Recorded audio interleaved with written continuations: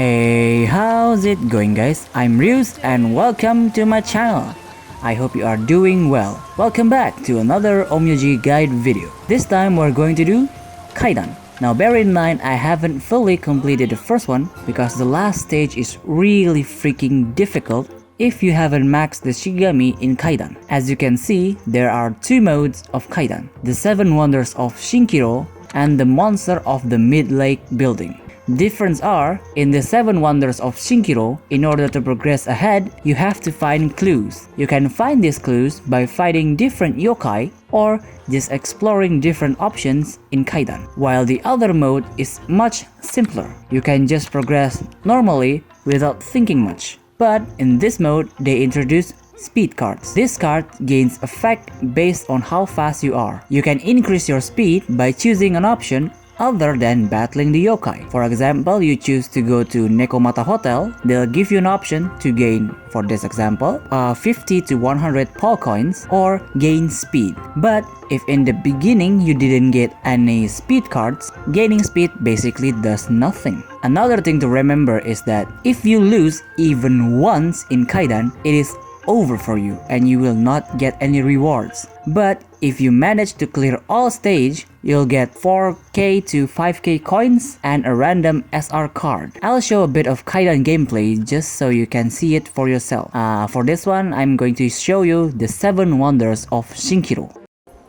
Before you start Kaidan, you have to choose 4 Shikigami to build your deck. The first Shikigami you select will automatically be level 2. The number on the side of the Shikigami is the Kaidan level for that Shikigami. The higher the level, the more bonus you get when playing the said Shikigami. The level will rise up depending on how often you use them. I would suggest to avoid luck-based Shikigami because Kaidan is already pretty hard as it is and you don't want to make it harder for yourself at this point. Also, for the last Shikigami in your lineup, you can choose from what you have unlocked. After you pick the Shikigami, they will show you what cards are in your deck. Most of the time, your cards mostly will be just R cards and maybe a few SR. But along the way, as you progress, you can pick better cards to put in your deck. After that, you are usually going to be given two choices, either to consult with a yokai or go to a place. If we pick consult, it basically meant you are going to fight against that yokai. The battles are pretty similar to story in a sense that you and your opponent will each get a buff. So remember to check it before the start of the battle.